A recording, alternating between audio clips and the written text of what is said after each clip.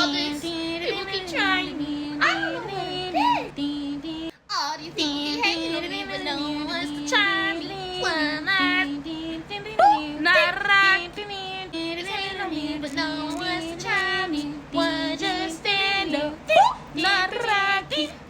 Not right. Back up, hit that. I said, fuck that. You Chicago hottie, run that. Chicago hottie gets into a fade with Ty. Supposedly the Taylor girls, but mostly it was Ty, because supposedly she was defending Trent, and she loved Daisha real bad down, right? But she only got a problem with the Leo Ty. At first, originally, she was just play fighting because she was standing up because for herself due to the fact that CJ pushed this camera in her face. She pushed it out of the way. Now Ty got something to say. What Daisha say? Everybody keep hating on me, but no one want to try me. One just stand up. Boop, not rock. Boop, boop, not rock. Boop, boop, not rock. That's the only song that was playing in my head after I saw Chicago go for the launch and then get pulled by Ty and then swung and then pulled to the ground, and then Ty is just digging her in. Like, one thing about Leos, they can fight. Don't get it wrong, but that's because they have a whole lot of pent up energy that they don't know where to put anywhere else.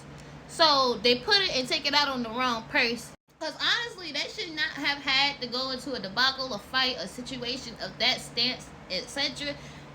However, I do not blame Chicago for feeling the way she feels. At the end of the day, me personally, in the situation, I'm not saying I've been in a situation like that where I wanted to fight people, and instead of fighting people, I just left them the fuck alone, because at the end of the day, if I fight you, I'm gonna end up in jail.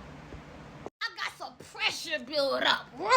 Like, at the end of the day, I don't got time to be up in jail for anybody's motherfucking inconveniences, for their issues, their misery, and etc. Because I just know who the fuck I am.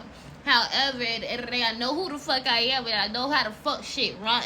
Like, the way Ty was getting them punches in and holding Chicago down, I feel bad for Chicago. It didn't even look like she had an even advantage or a situation in the fight, because everybody was around. See, this is what happens when you get into a fight and there's a bunch of people around. People need to back the fuck up, because nobody can win in a fight where a whole bunch of other people are around, because they're interacting with the fight. Therefore, certain things are being variable. There's not a constant, consistent situation between just two people. Now, in a regular situation, if that was just them by themselves and Ty was doing all that, yeah, Ty would have won. However, because of the fact that Ty had more people on her side than Chicago, that's the reason why Chicago won, because she stood her fucking ground by her goddamn self. No goddamn help. However, the fact that y'all still talking shit after the fact that y'all fought is insane. Like, I'm not gonna lie to you. I'm sitting over here looking at the videos, the clips. I see, first off, this is how this happened. Baby, this is how this happened. I found out Neek was pregnant. Found out EK lost the kids. And then I saw Chicago hottie running a fade with the Taylor girls. And baby, that was the first thing I clicked on, because I can click on Neek second. And I probably ain't gonna never click on the Kane, because I already knew she was gonna lose them kids. I've been telling everybody for the longest, probably since it came about, she was gonna lose them kids. Because at the end of the day, the shit that she be having going on around them kids. However, this is about Taylor girls. So when I saw that, I was like, hold on. And then I went to the video of the fight. And then I went to the video of what happened to cause the fight. And then I went to the video of around the surrounding situation. And then I went to the video after effects of Ty and CJ in the car showing X, Y, and Z. And then I also went to Chicago Hottie's page and saw the aftermath, or saw the clip or whatever. Not her page, but her clip or whatever, X, Y, Z, right?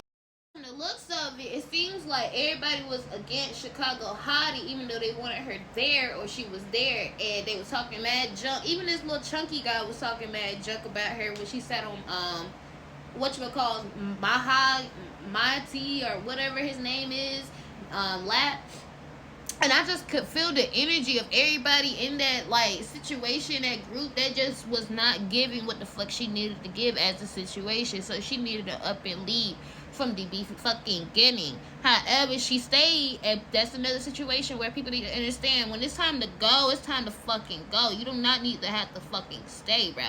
Like, that's the one thing about it in today's show where I can't even say certain things honestly, because I know how the situations look, I know how reality is, blah blah blah, and in certain situations I do be needing to leave, so I can't be saying or telling her X, Y, and Z, but at the same time, even I can feel when it's time for me to fucking go. So if you can feel when it's time for you to fucking go and you don't listen, at that point in time, you can only motherfucking blame yourself for the motherfucking consequences. Okay, hello, shit, the fuck? That shit should never have fucking